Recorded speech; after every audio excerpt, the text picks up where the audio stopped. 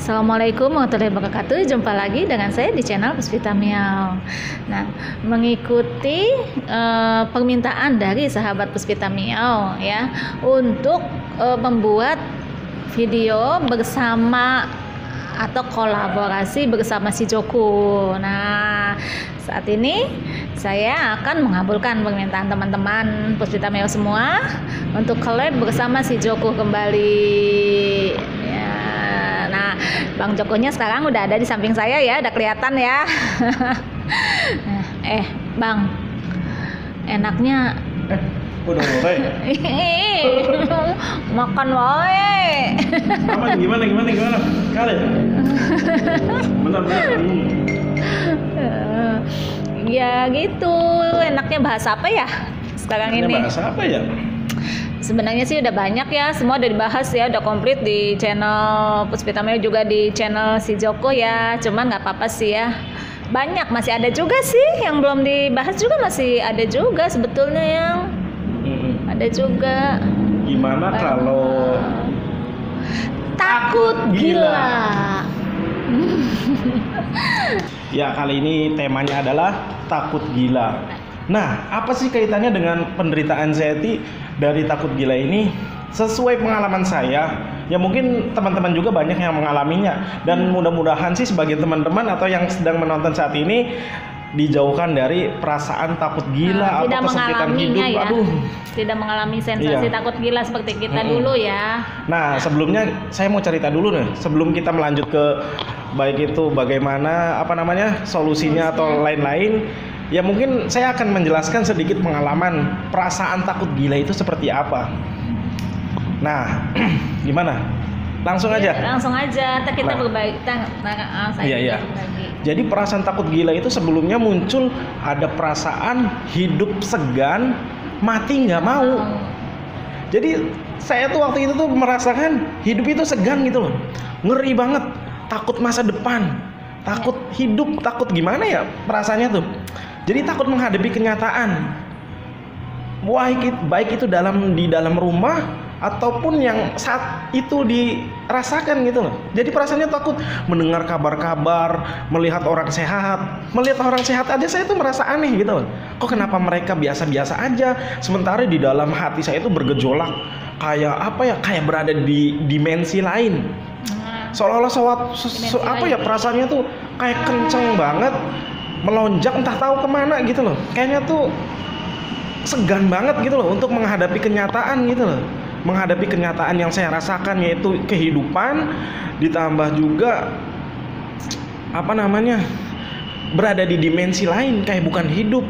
Makanya kadang tiba-tiba ada perasaan seketika kosong gitu loh otak tuh.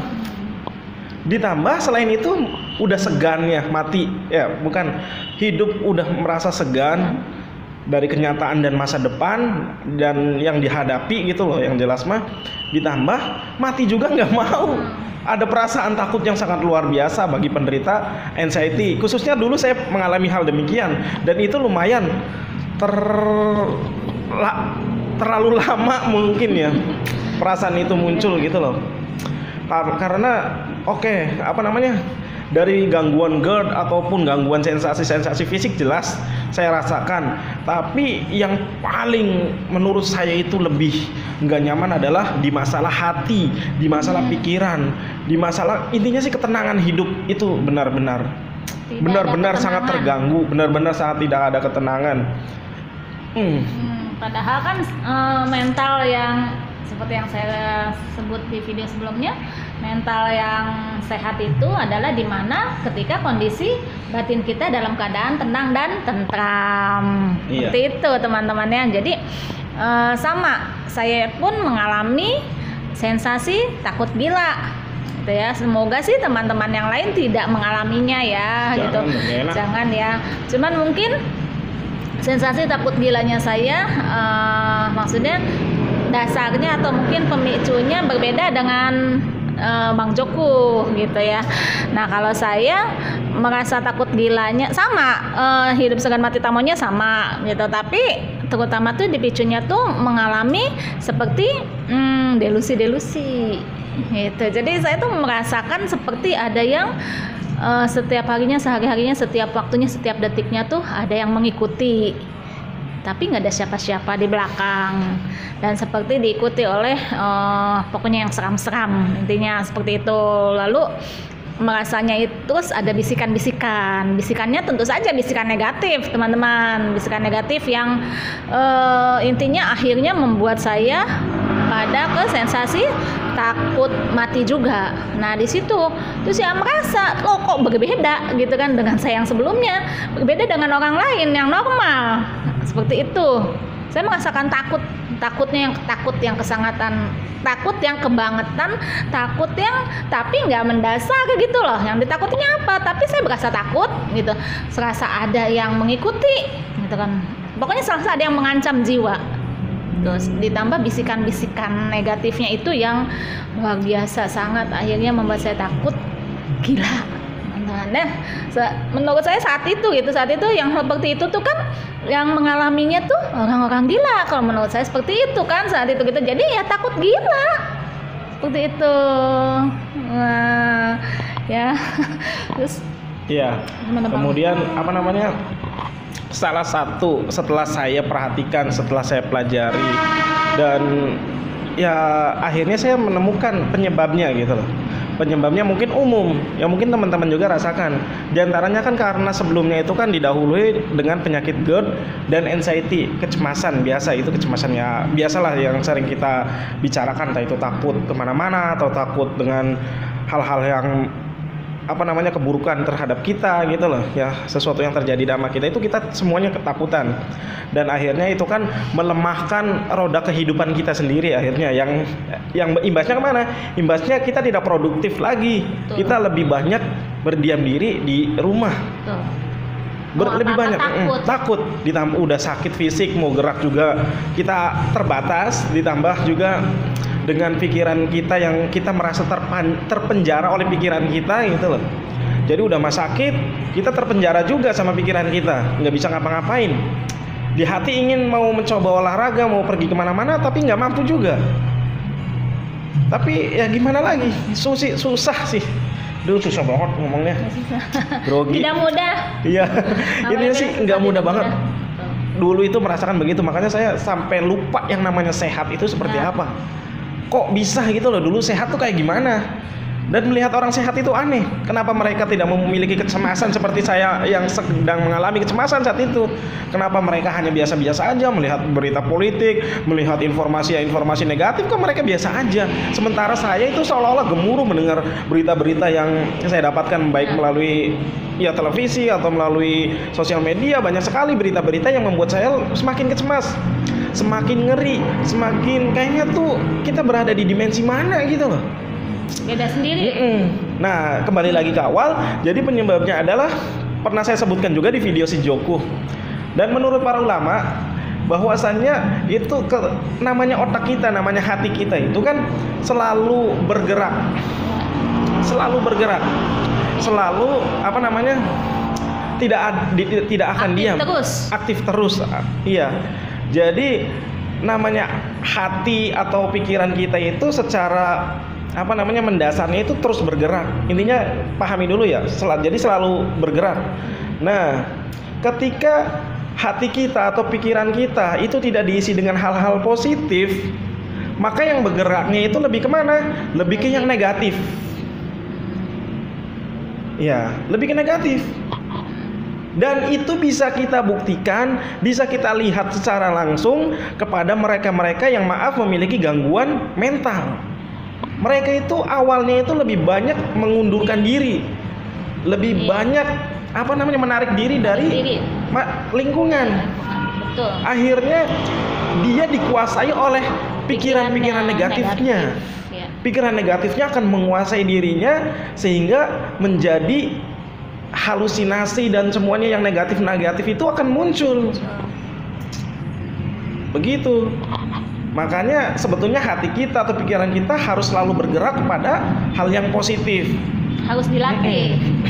Dan ketika sudah apa namanya kita kembali lagi, misalkan kita diisi dengan hal yang negatif, artinya akan melemahkan diri kita sendiri, dan yang jelas keseimbangan tubuh pun jadinya terganggu. Ya.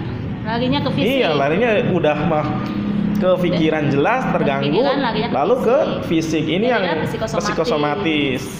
Begitu. Itu salah satu penyebabnya. Iya. Dan menurut para ulama membuat pengibaratan. Jadi air yang diam itu lama-lama itu akan keruh. Ingat ya teman-teman, air yang diam menggenang terus, terdiam, hanya diam itu lama-lama akan berkeruh. Begitupun kita, otak kita, hati kita, kalau tidak diisi dengan yang positif, maka kita akan menjadi Gelap. ya keruh gitu loh. Jadinya yang negatif akan menguasai diri kita. Jadi ini sangat untuk teman-teman harus sangat perhatikan mengenai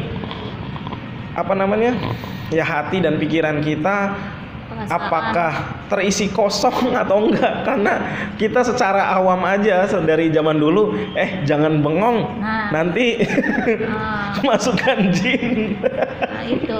Ya, Ibarat betul itu. iya bahasanya gitu. Ya, Dan emang itu cuman itu. walaupun padahal itu betul itu, gitu kan.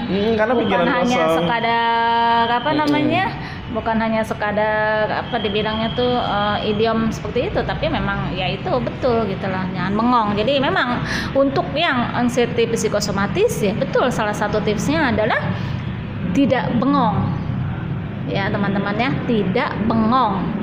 Jadi selalu padatkan aktivitas, tentu saja aktivitasnya itu sesuaikan dengan kemampuan teman-teman ya. Bukan berarti harus aktivitas yang berat, bukan harus aktivitas yang menguras tenaga, tidak. Ya, sesuaikan, yang penting tidak bengong ya. Dan jadi selalu terisi terus otak kita tuh, tentu saja yang aktivitas yang positif ya. Karena ya itu, pada dasarnya manusia itu memang lebih cepat masuk info-info, pikiran-pikiran tuh yang negatif tuh lebih mudah termasuknya. Karena kita cenderung kepada kadang kita itu cenderung kepada berita-berita yang negatif, selalu penasaran gitu loh. Jadi ketika ada berita yang memuat headline-nya itu kelihatan gimana gitu loh, yang sesuatu yang negatif, kita tuh lebih penasaran gitu loh, yang negatif ketimbang yang positif.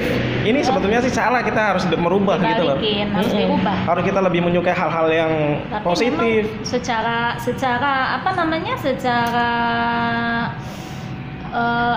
ilmu, secara ini memang dari penelitiannya seperti itu gitu loh. Iya. Pada dasarnya memang cara kerjanya seperti itu teman-teman. Makanya harus dilatih kitanya itu. Artinya gini, bukan berarti ketika memang pikiran negatif atau info-info negatif itu lebih mudah masuknya, lebih mudah diserap, terus ya udah terima aja seperti itu. Tidak seperti itu. Tapi harus dilatih gimana caranya bisa diimbangi, bisa tertutupi oleh yang info-info positif, pikiran-pikiran positif. Nah, kalau analoginya seperti ini. Misalkan ada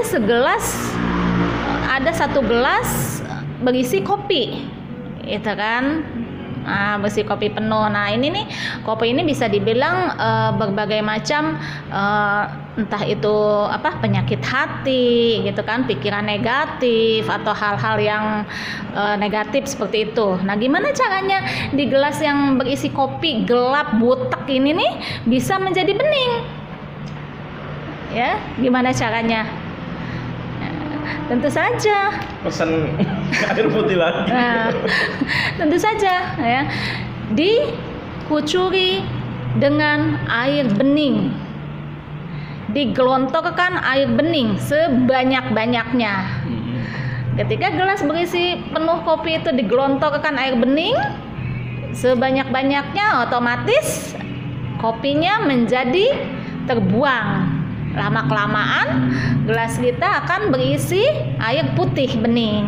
Nah, sama seperti itu dengan otak kita, dengan pikiran kita gitu. Jadi walaupun memang pada dasarnya manusia itu memang lebih cepat menyerap info negatif seperti itu, tapi kita bisa mengatasinya dengan gitu kan, memasukkan yang positifnya seperti itu. Nah, jadi untuk kita yang anxiety psikosomatis gitu kan, tentu saja ada cara-caranya sebetulnya sudah komplit, semua ada solusi-solusinya, tips-tipsnya ya Bang ya. Iya. Ya kan, seperti salah satunya self talk ya kan, udah jelas tuh ada self talk ya, jadi sugesti, memasukkan sugesti atau apa namanya afirmasi yang positif ya. Nah, terus ruqyah gitu kan, lalu hipnoterapi. Self hypnosis itu bisa dilakukan oleh teman-teman sendiri. Silakan, video-videonya sudah komplit ada, dan juga melalui makanan-makanan ya. Bisa, ada yang bisa membantu, makanan-makanan bisa membantu. Itu contohnya tuh makanan-makanan yang tinggi kandungan vitamin B-nya, teman-teman ya. Nah, itu baik gitu untuk untuk kesehatan saraf kita gitu, tinggi vitamin B. Nah, untuk saya pribadi dan Bang Joko juga itu ya konsumsi ya dulu ya. Itu kita konsumsinya bekatul, teman-teman. Ya. Nah, jadi apa itu bekatul? Bekatul itu ya kulit ari dari butiran beras. Ya, nah sebetulnya udah ada untuk komplitnya, untuk jelasnya tuh sudah ada videonya, video saya judul bekatul ya, bisa dilihat kembali seperti itu salah satunya. Dan tentu saja penunjang yang lainnya itu madu, ya, madu juga sama khasiatnya banyak sekali, masya Allah ya, dan sudah jelas gitu loh. Itu juga salah satu yang disarankan oleh Rasul ya. Terus solusi lainnya ditambahin Bang ya. Jadi saya menanggapi yang tadi bahwa menurut penelitian bahwa tadi apa namanya, jadi jiwa itu selalu menurut penelitian itu pada dasarnya manusia itu memang lebih mudah menyerap hal-hal yang negatif dibanding yang positif. Iya. Dan menurut ya, melihat dari kacamata agama juga memang sih, menurut para ulama bahwasanya jiwa itu lebih cenderung kepada hawa nafsu. Hawa nafsu itu kan negatif. Ya nggak semuanya, kalau memang hawa nafsunya itu ditempatkan di tempat yang benar, yang syar'i, maka itu tidak mengapa. Tapi secara umum manusia itu memiliki hawa nafsu yang cenderung lebih, kalau tidak dibatasi itu akan liar. Akan liar. Makanya dibatasi dengan diturunkannya agama untuk membuat batasan-batasan agar ya membatasi hawa nafsu kita agar ditempatkan kepada sesuatu yang benar. Dan salah satunya juga pikiran ataupun hal lainnya juga sama. Jadi kadang kita lebih menyukai berita-berita yang negatif. Jadi mulai sekarang teman-teman, yang paling penting adalah tangan, HP, handphone ataupun remote TV itu berada di tangan teman-teman. Itu tinggal teman-teman hanya memiliki kuasa gitu loh, memiliki kuasa untuk mengganti channel yang lebih bermanfaat atau tontonan ataupun berita-berita yang masuk melalui penglihatan ataupun pendengaran. Itu harus dipilih dengan yang positif, bukan yang negatif. Nah, sekarang untuk solusinya, ini mungkin teman-teman yang ingin ditunggu itu solusi. Ketika teman-teman merasakan yang demikian, itu bagaimana solusinya? Tadi sebagian sudah disebutkan oleh Teh Pus mengenai ya solusi-solusi untuk membangun jiwa lagi. Nah kalau solusi dari Bang Joko, yang pertama itu adalah ya pendekatan secara agama. Itu pertama adalah itu. Lebih lagi mendekatkan diri kepada Allah. Iya, yang jelas itu. Sehingga sampai kita bisa mencapai berserah diri. Jadi mendekatkannya ya banyak dah, melalui dari bertobat dari dosa-dosa yang telah lalu. Itu yang paling pertama adalah mendekatkan diri kepada Allah Subhanahu wa taala, ditambah juga zikir-zikir. Karena hanya dengan mengingat Allah, hati itu akan menjadi tenang. Yang utama itu zikir itu ya, zikir pagi dan sore. Secara umum zikir apa aja nggak masalah. Cuman lebih bagus lagi teman-teman menghafal zikir pagi dan sore. Khususnya teman-teman sering membaca doa zikir yang telah diajarkan oleh Nabi dari rasa takut, rasa kegundahan, rasa kecemasan, rasa ya sedih gitu loh. Di antaranya Allahumma inni a'udzubika minal hammi wal hazani wal ajzi wal kasali wal jubni wal bukhli dan seterusnya. Nanti teman-teman bisa dihafalkan di hadis-hadis, maksudnya di zikir-zikir pagi dan petang. Insya Allah itu sangat bermanfaat untuk menguatkan hati teman-teman, dan itu untuk membangun juga dari perihal ruh gitu loh. Karena ruh kita itu lemah ketika dalam keadaan yang begitu sulit, begitu kita merasakan tekanan yang sangat luar biasa, itu yang berperan besar itu adalah ruh kita. Maka ruhnya itu kita harus kasih nutrisi. Dengan apa? Yaitu dengan zikir kepada Allah Subhanahu wa taala, dengan menuntut ilmu. Karena menuntut ilmu ini sangat penting buat teman-teman untuk mengisi kekosongan dari hati kita, dari pikiran kita. Itu sangat bermanfaat untuk membangun jiwa kita ini berisi gitu loh, lebih positif, mengarah positif. Dan insya Allah dengan zikir dan menuntut ilmu dan kegiatan-kegiatan positif lainnya, itu akan membangun jiwa kita kembali menjadi lebih sehat lagi. Ketika ruhnya udah sehat dan jiwanya juga dilatih menjadi lebih sehat dengan puasa dan olahraga dan seterusnya, itu akan teman-teman insya Allah deh, itu akan membuat perasaan baik kesehatan teman-teman ataupun perilaku atau cara berpikirnya itu akan menjadi jauh lebih baik, lebih positif. Iya. Jadi insya Allah teman-teman akan merasakan manfaat dari itu semua. Itu dari segi apa tadi? Pendekatan agama. Secara agama. Kemudian secara ininya apa namanya? Secara rohani itu juga sholat malam. Iya. Ya. Secara jasmaninya apa nih? Olahraga jelas ya. Olahraga. Berjemur lah, minimalnya berjemur. Karena di video-video kita sudah memberitahu sih, di video baik Tebus ataupun saya juga, di sana manfaat olahraga itu sangat luar biasa. Menekan stresnya itu sangat cepat.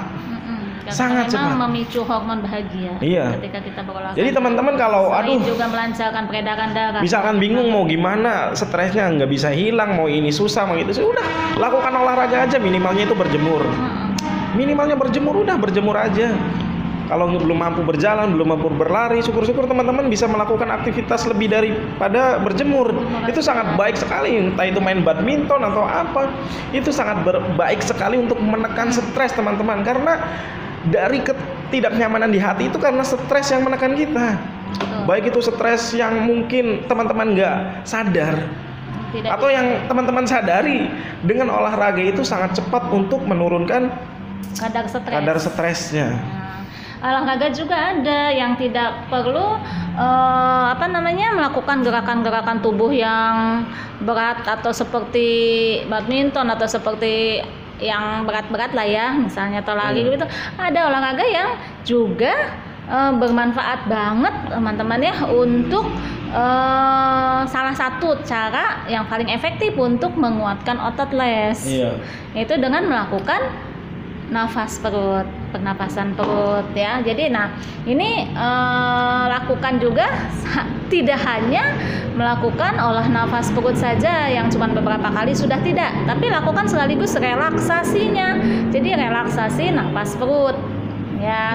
Nah, jadi artikel relaksasi nafas perut ini sudah ada saya buat di sorotan IG Puspita Miao ya. Kebetulan untuk videonya relaksasi NP ini saya belum buat karena niatnya sih pengennya sekaligus dipraktekkan oleh sahabat-sahabat Puspita Miao ya. Jadi kalau insya Allah kalau memang ada kesempatan, ada waktunya, kopdaran gitu kan, saya mau praktekkan untuk teman-teman melakukannya gitu. Yang baik itu seperti apa, kayak gimana. Jadi relaksasi NP, nafas perut. Nah itu termasuk juga olahraga sekaligus juga menguatkan otot les, dimana pada umumnya yang gangguan GERD, anxiety itu mengalami kekendoran pada otot lesnya, jadi harus dikuatkan kembali. Kenapa bisa masuk olahraga juga? Karena memang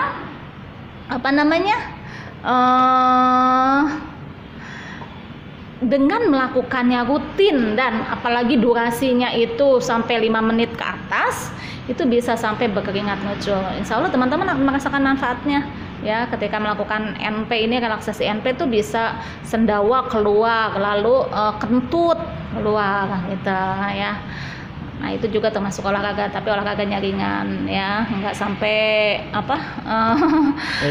ituin tenaga banyak ya. Olahraga jemur Terus ya itu sangat bermanfaat sekali yang tadi Teh Pus sebutkan adalah napas perut yang dulu juga sempat saya lakukan gitu loh. Itu juga iya, karena itu sangat bermanfaat ketika kita melakukan olah nafas. Itu detakan jantung itu akan ikut tenang gitu loh, akan ikut dari hembusan nafas yang pelan, dari tarik nafas pelan, kemudian dihembuskan juga perlahan. Itu dari detak jantung, stres itu kan detakan jantung itu kan meningkat. Tapi ketika kita dibantu dengan olah nafas yang kita lakukan rutin, itu akan membantu menormalkan intinya sih, dari menurunkan detakan jantung gitu loh, yang cepat itu yang disebabkan dari stres. Dan itu teman-teman sangat luar biasa manfaatnya dari napas perut ataupun ya olah nafas sama halnya begitu. Kemudian dari yang lainnya sih bersosialisasi ini buat teman-teman yang telah saya sebutkan tadi mengenai penyebabnya itu karena menarik dirinya kita dari sosial. Ngurung diri ya. Iya. Jadi salah satu hal yang perlu teman-teman lakukan adalah terjun di tengah masyarakat lagi, dengan keluarga atau dengan saudara, dengan teman-teman. Itu sangat penting, sangat bisa membantu teman-teman untuk bisa merasakan kembali sehat insya Allah.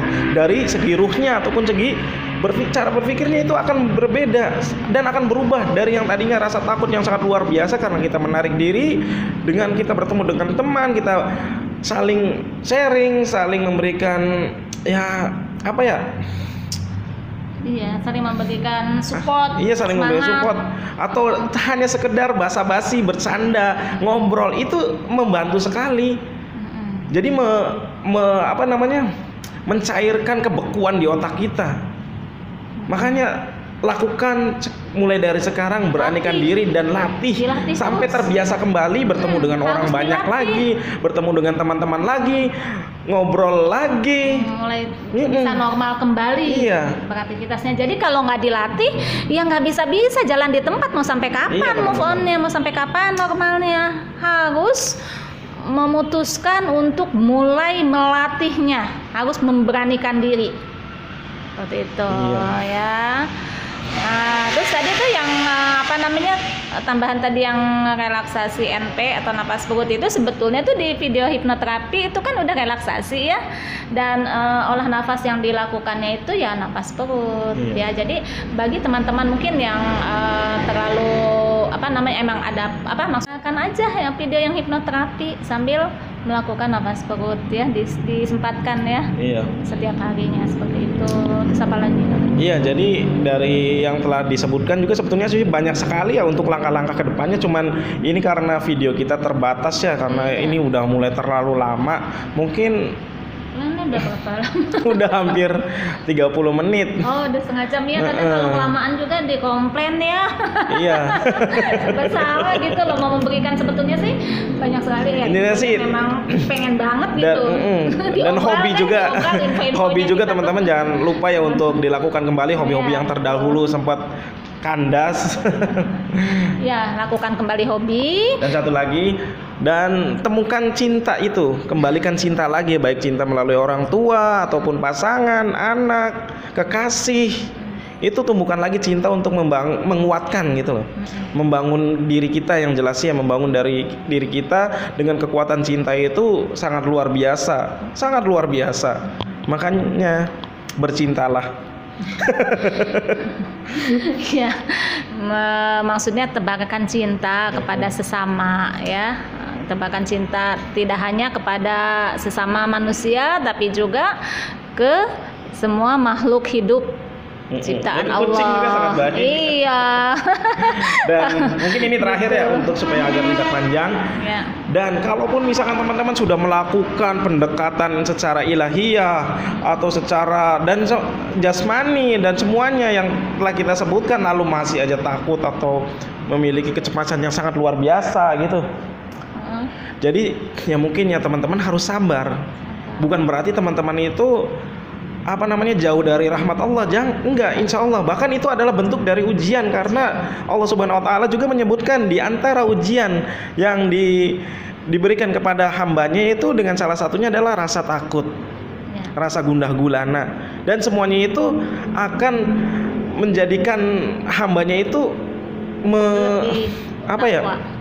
Intinya sih memborong pahala. Dari setiap rasa ketakutannya itu pasti memborong pahala asal teman-teman sabar dan terus apa namanya pasrah gitu loh, pasrah dengan berserah diri atas takdir yang telah Allah berikan kepada kita berupa rasa takut ataupun sakit, namun terus berikhtiar dan hasilnya tetap diserahkan kepada Allah Subhanahu wa taala. Alhamdulillah. Yang memberikan kesembuhan. Iya. Sebetulnya. Ya, mungkin itu saja. Ya, jadi kurang lebihnya seperti itu teman-teman. Insya Allah di kesempatan lain, gitu kan, kita melakukan collab lagi ya, Bang. Insya Allah. Yang suka collab silakan komentar di bawah. Ketika kalau komentar ya, apakah kalau nggak suka juga nggak apa-apa. Apakah menginginkan kembali kolaborasi antara Puspita Mia dan si Joko? Oke, semoga bermanfaat untuk teman-teman semua. Tetap semangat dan maksimalkan doa dan ikhtiarnya. Insya Allah akan sampai pada tujuan. Insya Allah. Assalamualaikum warahmatullahi wabarakatuh.